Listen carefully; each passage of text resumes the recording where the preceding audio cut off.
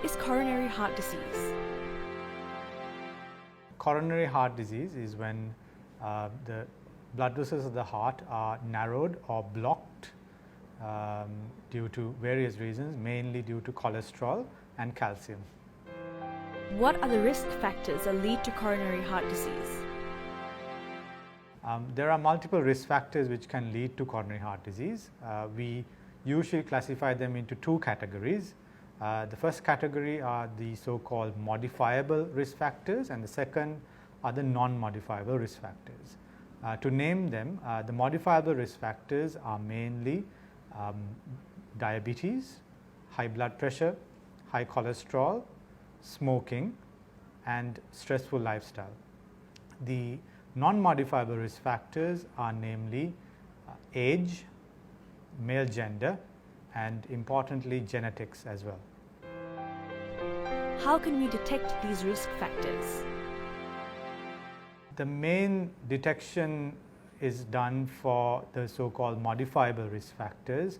So if you take one by one, cigarette smoking, of course, through a questionnaire or patient history.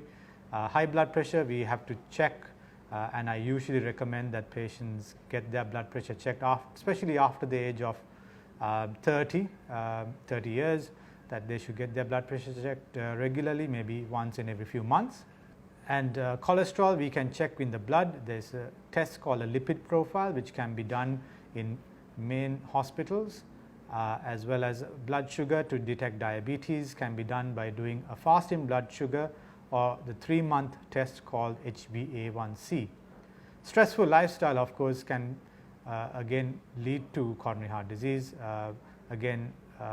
through speaking to your doctor. We can detect these type of instances as well. How do we prevent coronary heart disease? Prevention of coronary heart disease is a very important question, and we normally say this is a multidisciplinary task. So prevention of coronary heart disease is again based on the early detection of the certain modifiable risk factors which may lead to it. So for example, if it is a patient who is previously not known to have any of these, we should try to detect them early through screening programs. So we can do certain blood tests, for example, to assess if the patient has increased blood sugar levels. We do what we call a fasting blood sugar level, or a 3-month test called an HbA1c test. To detect high cholesterol levels, we check a lipid profile, as well as checking the patient's blood pressures. And I usually recommend that patients above the age of 30 should get their blood pressure checked ever so often, maybe once in every few months, because sometimes they do pop up without any symptoms as well. Cigarette smoking is another major risk factor, and it's important to detect these patients through a good screening program and questionnaires as well. And it's about, after detecting, if the patients do have these certain risk factors, we need to treat them aggressively. By treating them aggressively, we can prevent the occurrence of coronary heart disease as well. How can we detect if a patient already has coronary heart disease? The detection of coronary heart disease is basically dependent on a few things. The most important thing is we go by a stepwise approach. The first thing we do is we have a chat with the patient. We take a thorough history. So the patients will tell us that they have symptoms such as chest pain, especially chest pain when they exert themselves, such as walking, running, climbing stairs.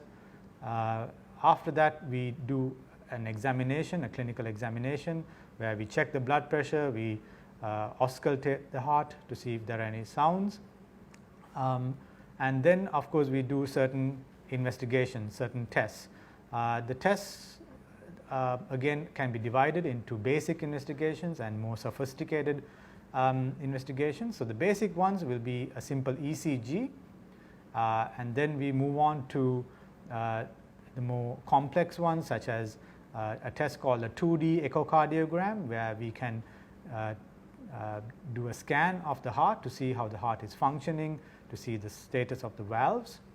And then again, if there is a suspicion, we do a test called an exercise ECG or a treadmill test, where we do a similar type of ECG. However, we do it while the patient is exerting themselves, and if we detect any changes in these investigations, we can assume that the patient may be having coronary heart disease.